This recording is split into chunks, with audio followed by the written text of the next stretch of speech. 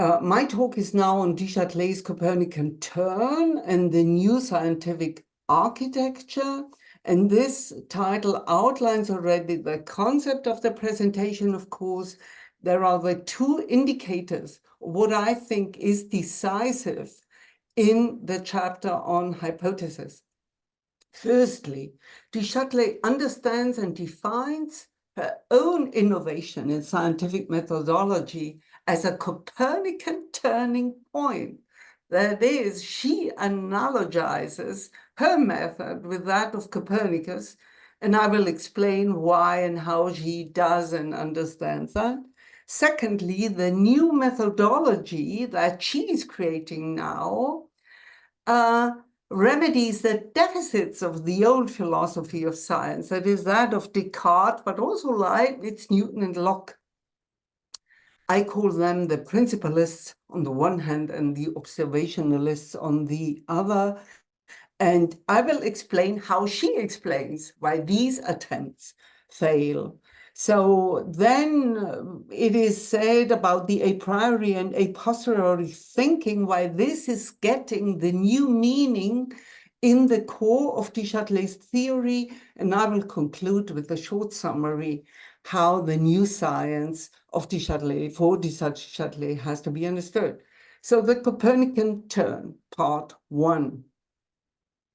The fourth chapter in the Institutions of Physics is the core chapter of Du Châtelet's methodology and the framework, as well as the foundation of her philosophy of science.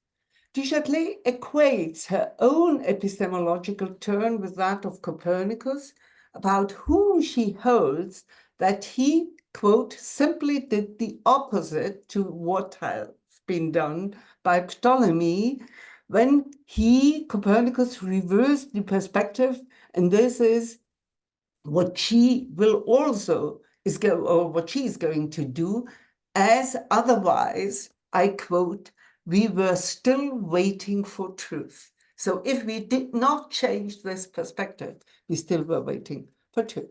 Copernicus succeeded, she says, in applying principles, demonstrations, and observations in a completely new way, combining them into his hypothesis, which was the contrary to what was at hand and how scientific knowledge had been produced before him. So I like that very much, and you all know, or many of you know, that we in Paderborn are preparing the early manuscript, and there you find we are dating the early manuscript to 37, and already then you can read Copernic s'attacha à l'hypothèse contraire. That is, from the beginning on, she has this idea, and we see that this core idea drives the development of her methodology. So he simply took the opposite. Du Châtelet introduces this turn with an everyday observation that forms the starting point for the competing ideas of Ptolemy and Copernicus. This is the sun that seems to turn around the earth. This observation is the kind of starting point for all who judge about what they are seeing and experiencing and know. It proves that everyone shares in the same way the conditions and access to truth, although she also admits that instruments are decisive and instruments change, but I cannot talk about that here.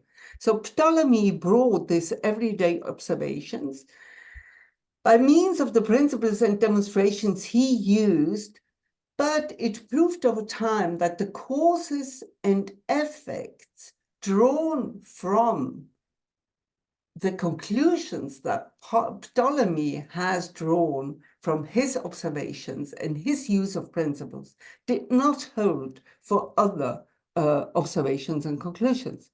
So the explanation of the movement in the universe delivered by Copernicus, however, who defended simply the opposite of what had been proposed by Ptolemy, was based on the same observation. He used the same principles, but what he evolved in his methodological procedure was the contrary to that of Ptolemy, Du Châtelet is insisting that the Copernican hypothesis did not pretend to be more reasonably or evidently better.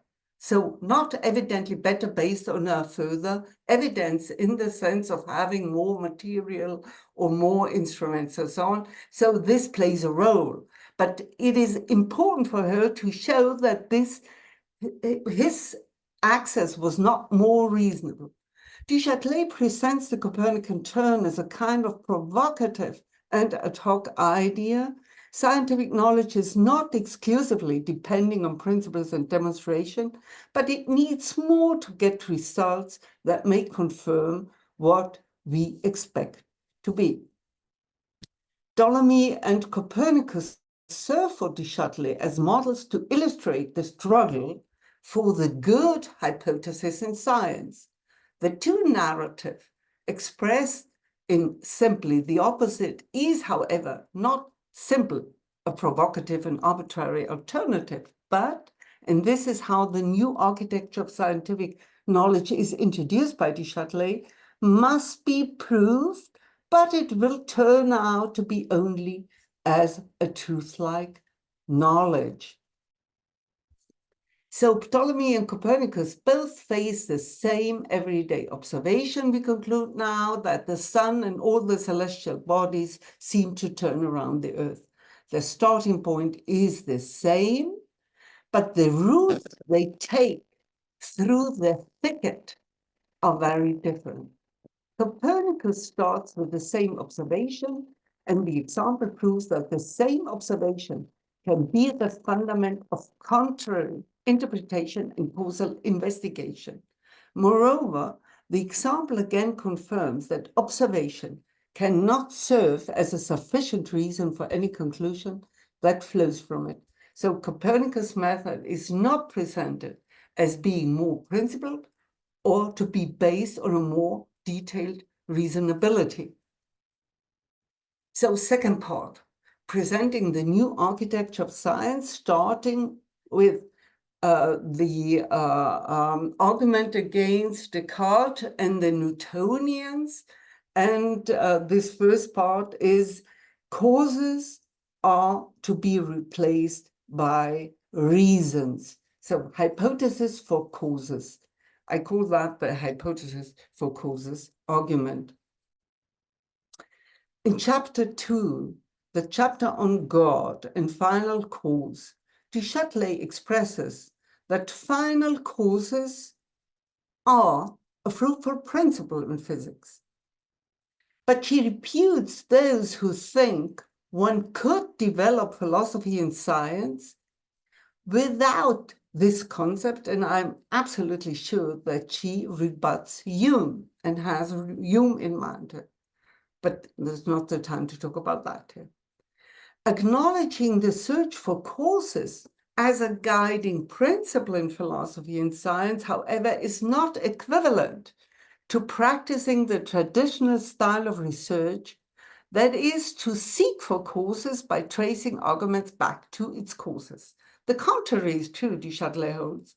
The reference to causes is in vain, as in most of the cases, causes cannot be identified. So the claim for causes is and has to be acknowledged. So the meaning and importance, the guiding lead by causes has to be acknowledged. Und ein Schelm, wer hier nicht hört, wer davon abgeschrieben hat. So the method, however, must be abandoned, the method of tracing and deducing down to causes. It is simply ineffective, being finite beings, bound and limited and unable to understand, quote, the linkage between the parts and the whole, quote, and humankind is not made to see the causes.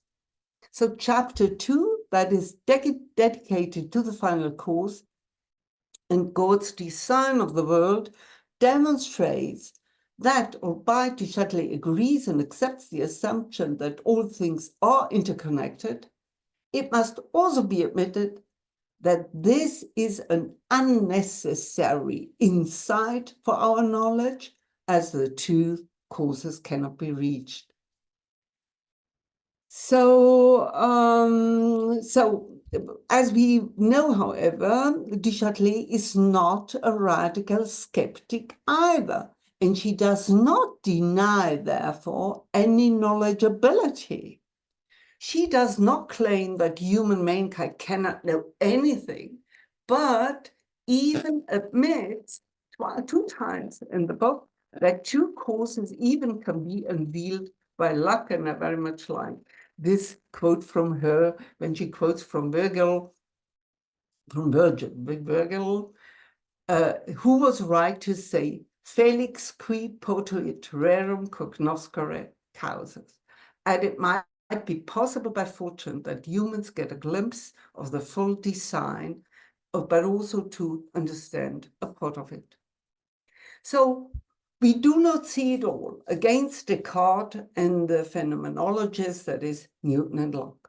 The history of philosophy and science is full of mistakes.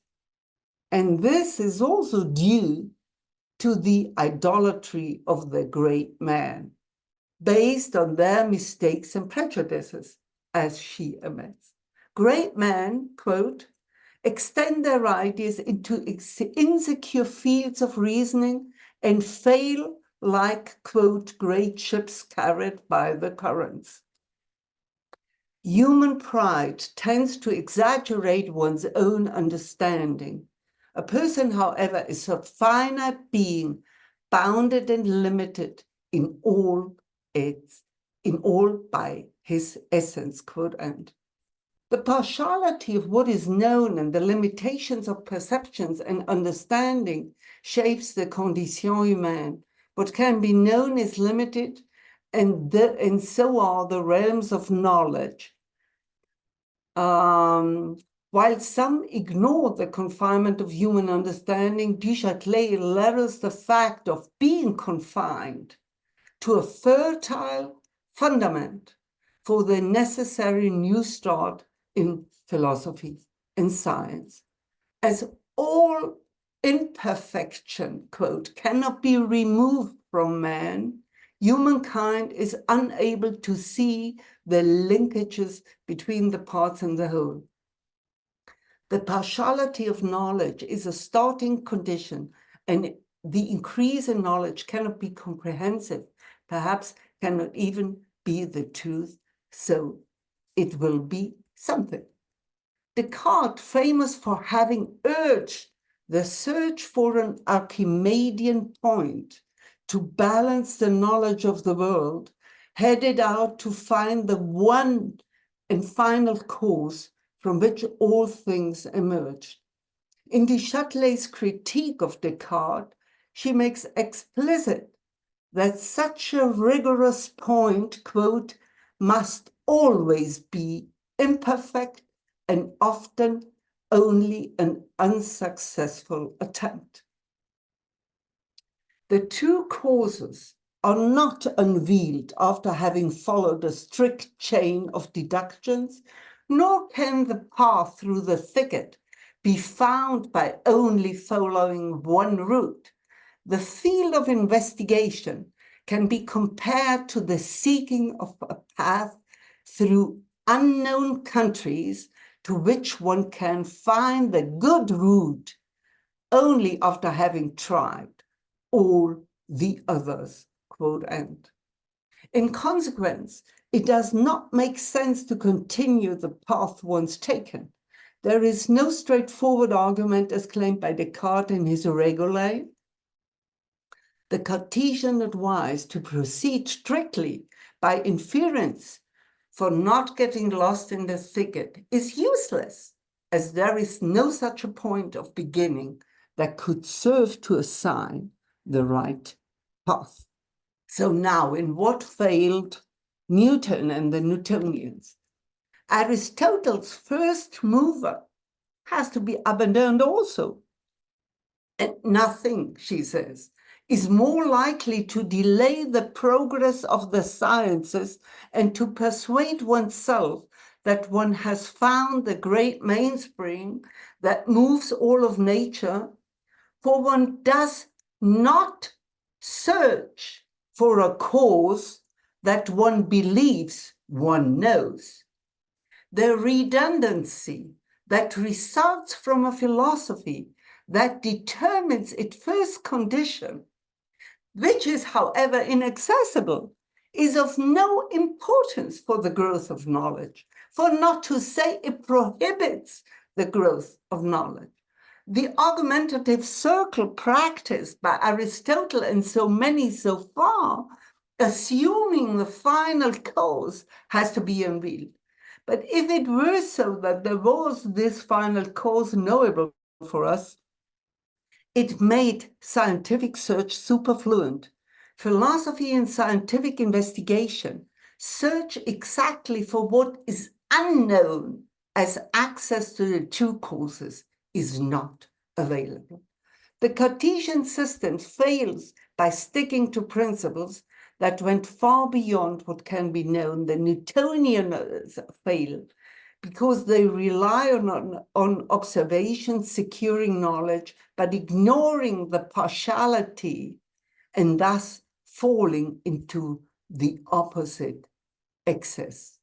In the attempt to set limits to principal knowledge taken too far, the Newtonian attempt to reduce what can be known to what can be seen is an opposite excess as a hybris, as he alone, quote, who was able to assign and demonstrate the causes of all we see, would be entitled to banish hypotheses from physics. Du Châtelet rejects hereby the famous Newtonian claim of the hypothesis non fingo. And we have a twofold result and a twofold rejection of former scientific methodologies. Firstly, the search for truth by principles must fail, as tracking the causes is much too complex and cannot be overlooked completely. Second, the search for truth by observation must also fail, as there is always only one perspective and there is no one who sees it all and could therefore claim the truth. Following the fundamental rebuttal of principalists and the observationalists, paragraph 55 rebuts the methodological claim of the Cartesians and the Newtonians in particular. Du Châtelet's critical stance against preaching a strict logic of deduction as presented by the principalists, as well as those who claim a logic of induction, so as by the Newtonians and Lockeans, are both criticized and evidenced in their failings, as both methods are built upon assumptions that cannot be verified. And this clear thought appears with another philosopher, as we know. So what does Du Châtelet propose then? Du Châtelet recommends to take many detours until the right path will be found. She uses error as a constitutive quality that furthers the attainment of knowledge. Instead of secured beginning, erring is a reality in the search for causes. Erring and searching are becoming the relevant activities. So Du Châtelet, in her new method, is explicitly not the complete rejection of the previous methodologies, but the recoordination of the process of verification. And therefore, the old methods survive as elements in the new architecture of science, but they are now recoordinated. They become secondary instruments for the justification of hypotheses. Du Châtelet gives clear instructions as to when hypotheses are the means of choice namely when principles and observations prove to be insufficient, which is true in most of the cases, as given the manifoldness and interconnectedness in the world. Those who proceed with principles refer to a priori given insights, and these are evidences in Du Châtelet's reading. Others refer to a posteriori insights. These are evidences, though, experiences. The efficiency that comes with these procedures is, however, also limited. No phenomenon can be fully grasped, neither a priori nor a posteriori, as each phenomenon transcends for us the accessible world. Du Châtelet introduces the a priori and a posteriori methodology in the context of hypothesis as the decisive instrument that serves to justify truths that have been obtained through hypothesis. Hypotheses cannot justify themselves, but only produce truth-like knowledge. A priori and a posteriori knowledge therefore deliver the evidences. And for all the cases where this evidence is not sufficient, these are the supportive means to justify the way for new knowledge. By means of the a priori and a posteriori knowledge, knowledge can be confirmed as the truth-like one. And the a priori principles and a posteriori experiences increase and secure knowledge, but cannot transcend themselves, but are and serve only as tools. These tools cannot produce new knowledge, I said that already, but confirm and determine through its assertive capability. What we know by them, we know already, but this is not what science is about. So science goes beyond, but the security and the validity of the scientific new insights is assured by this kind of knowledge. Exactly for that reason, this kind of knowledge cannot expand beyond or transcend what we know. It cannot transcend the limits of our knowledge, as this is exactly confined by these tools. These tools, therefore, are made to validate our findings, but not the means to find new knowledge. Consequently, Du Châtelet draws a distinction between the evident causes that are contrasted with truth-like reasons for causes. This is used to differentiate between the search for causes that can be known and reasons for causes that cannot be known. Whenever an area of something already known, be it through principles or observation, is overridden, that is, whenever propositions and observations transcend their evidence, it is beyond the a priori and a posteriori knowledge. And this is exactly the definition of the realm of hypothetical reasoning she gives in paragraph 56. So hypotheses offer reasons for causes that cannot be otherwise accessed. Hypotheses serve as probable alternative for causes when well executed. They never deliver causes because they cannot be assumed to be true, but they can spotlight a way to find truth. So short, to finish now, Du Châtelet's idea of science, the peak of truth, le but de la métaphysique, will always or will perhaps remain unknown, but this should not restrain the search for knowledge, even if it might be seen that it cannot be reached. This is the core idea that frames Du Châtelet's metaphysics and that puts her to work to draft a different kind of epistemology, one that outlines first the limits of what can be known and then establishes a new procedure to authenticate science and expanding now for the first time in the history of philosophy, a science that expands the reality, that gives way to the new reality in our scientific knowledge. Everything that can be determined. So, yeah.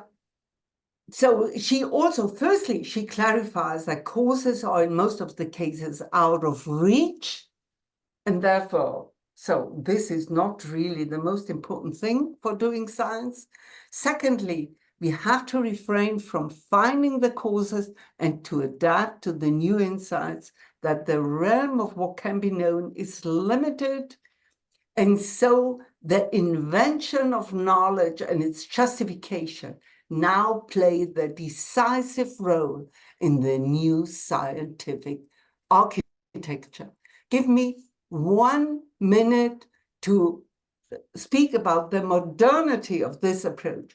Beside the many philosophers for Popper and Poincaré, because the similarity between Poincaré and Du Châtelet and Bachelard, we know that they have read Du Châtelet, is really overwhelming.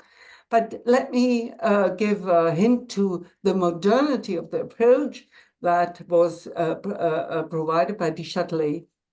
And I think that is reflected in the discussion of the 20th century between Paul Feyerabend and Thomas Kuhn.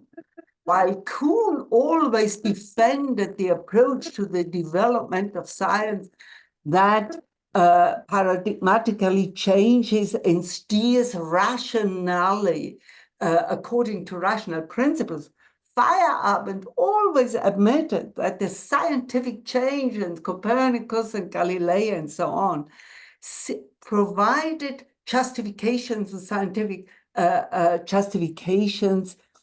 Like Du Châtelet, he points out that new findings are beyond that kind of reasoning. 200 years before Feyerabend, Du Châtelet held that there was no decisive reasonable reason that promoted the Copernican thesis. Thank you.